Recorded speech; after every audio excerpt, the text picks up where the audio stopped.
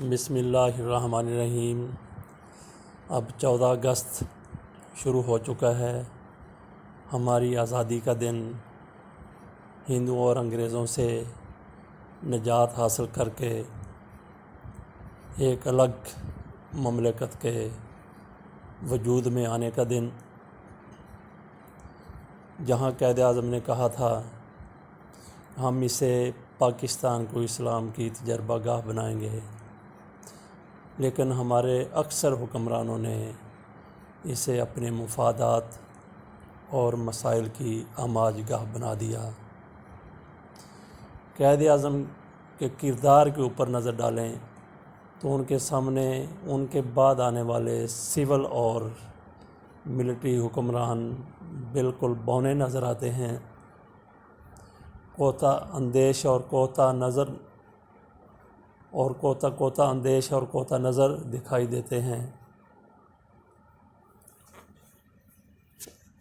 ان میں قائد اعظم کے جانشین ہونے کے خاص ہوتے تو یقیناً پاکستان ترقی کرتا ہوا چین کی طرح بہت آگے نکل جاتا۔ چین تو پاکستان کے بھی بعد میں آزاد ہوا۔ 1968 تک پاکستان چین کی مدد کرتا رہا۔ پاکستان سے جرمنی نے بھی قرضہ حاصل کیا، لیکن اس کے بعد پھر ترقی کو ریورس گیئر لگ گیا، لوٹ مار کا سلسلہ شروع ہو گیا۔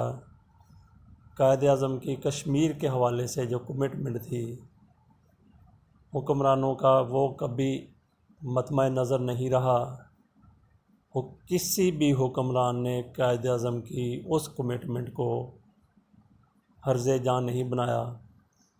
قائد اعظم محمد علی جناح نے ان حالات میں، جب پاکستان کے پاس منظم فوج نہیں تھی، اسلحہ کی شدید کمی تھی، بھارت نے پاکستان کے حصے کا اسلحہ اور دیگر اثاثے دبا لیے تھے، ان حالات میں بھی قائد اعظم نے پاکستان کے دوسرے آرمی چیف جنرل گریسی کو کشمیر پر چڑھائی کر کے اس کو آزاد کرانے کا حکم دیا تھا، لیکن قائد اعظم کے بعد کسی حکمران میں ایسی کمٹمنٹ نظر نہیں آئی۔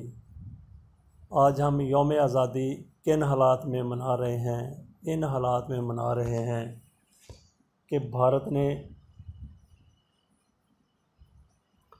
کشمیر کا خصوصی اسٹیٹس ختم کر دیا ہے، جموں اور کشمیر کو الگ صوبے کی حیثیت دے دی ہے، جبکہ وہ ایک ریاست تھی،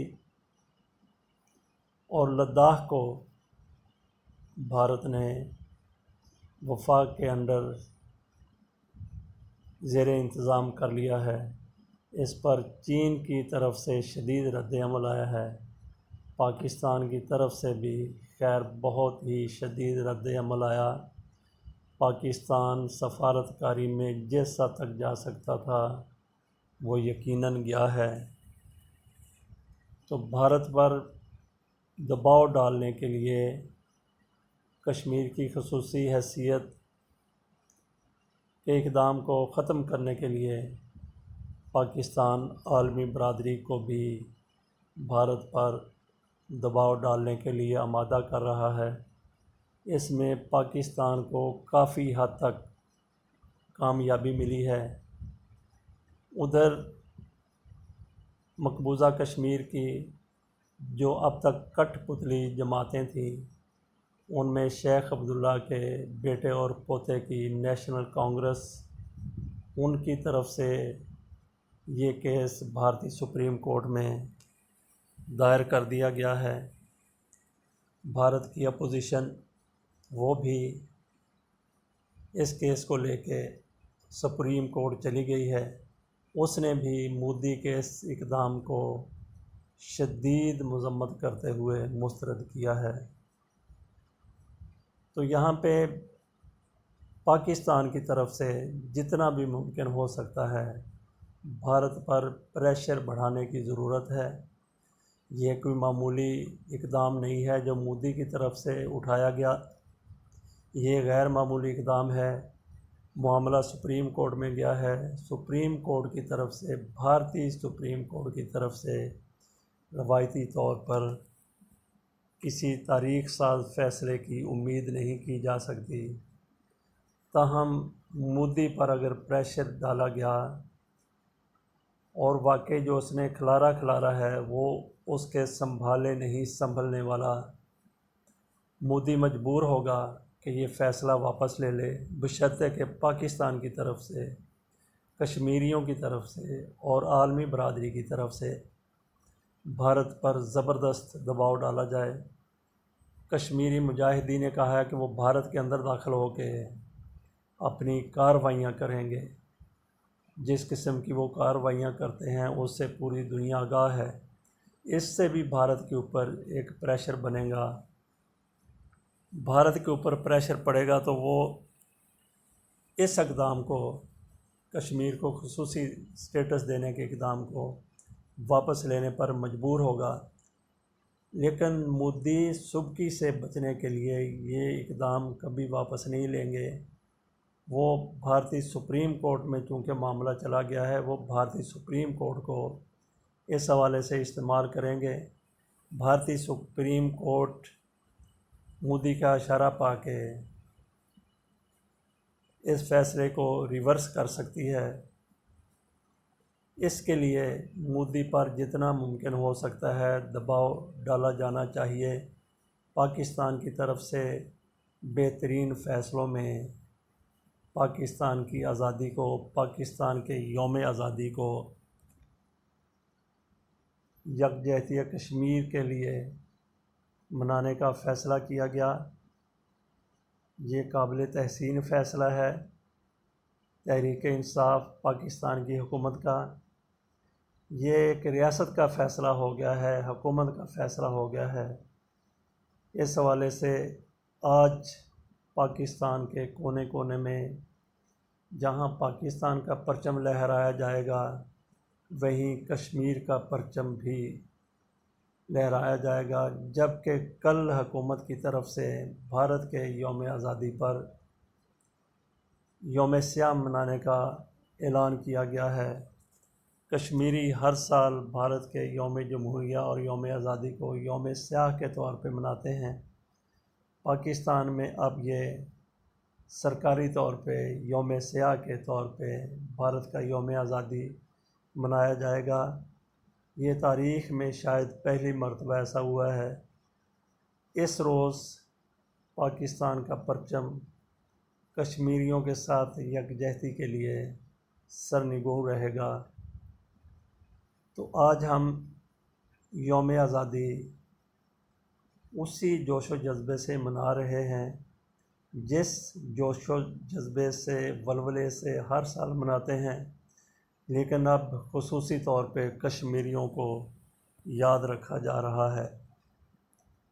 دوسری طرف پاکستان کو جس طریقے سے تباہ کیا گیا، جن لوگوں نے تباہ کیا، ان میں پیپلز پارٹی اور مسلم لیگ نون سر فہرست ہے، اور ان کی بے ایمان بد دیانت قیادتوں پر احتساب کا شکنجہ سخت ہو رہا ہے۔ بہت سے لیڈر ان کے جیلوں میں ہیں، اعلیٰ ترین قیادت جیلوں میں ہے، اور باقی لیڈرشپ جیلوں کی دہلیز پر ہے، اور کئی کے بارے میں کیسز چل رہے ہیں، وہ بھی جیل جائیں گے۔ تو ایسے لوگ جو محض اپنے مفادات کی وجہ سے مسلم لیگ نون اور پیپلز پارٹی کی حمایت کرتے ہیں، ان کی قیادتوں کو بے گناہ قرار دیتے ہیں، ان میں سے کوئی ہے جو اپنے بچوں کے سر پر ہاتھ رکھ کے کہہ دے کہ ان لوگوں نے بد دیانتی نہیں کی، بے ایمانی نہیں کی، کرپشن نہیں کی، شاید ایک بھی ایسا نہ ملے۔ اگر کوئی ملے تو ایسا ہی ملے جو عدالت میں کھڑے ہو کے کہتے ہیں کہ میں جو کہوں گا سچ کہوں گا، سچ کے سوا کچھ نہیں کہوں گا، اور اگر میں جھوٹ بولوں تو مجھ پر خدا کی لعنت ہو، اور یہ سارا کچھ کہہ کے بھی وہ جھوٹ بولتے ہیں۔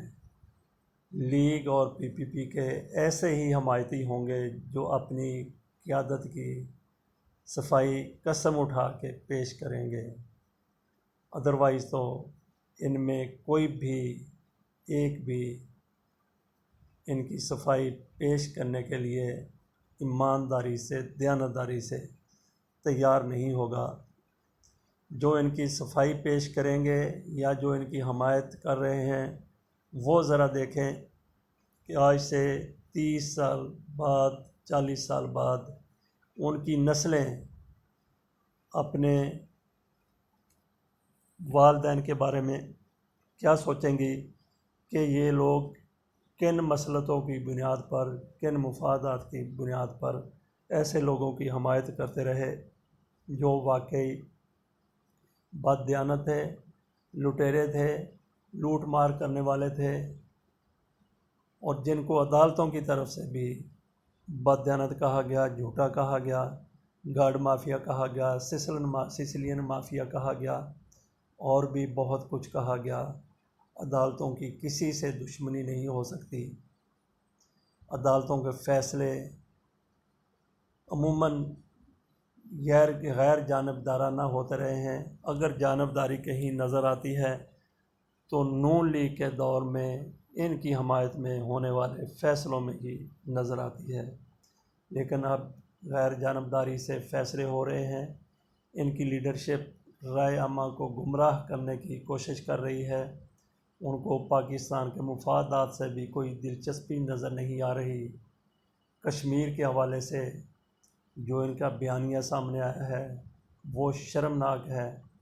بلاول بھی جو بات کر رہے ہیں وہ بھی اپنے ابے کی رہائی کے لیے، سیاسی مفادات کے لیے کشمیر پر بات کر رہے ہیں۔ اللہ تعالیٰ ایسے لوگوں کو عقل سلیم دے جو محض ذاتی وابستگیوں کی وجہ سے سچائی کا ساتھ بھی چھوڑ رہے ہیں۔ اللہ حافظ۔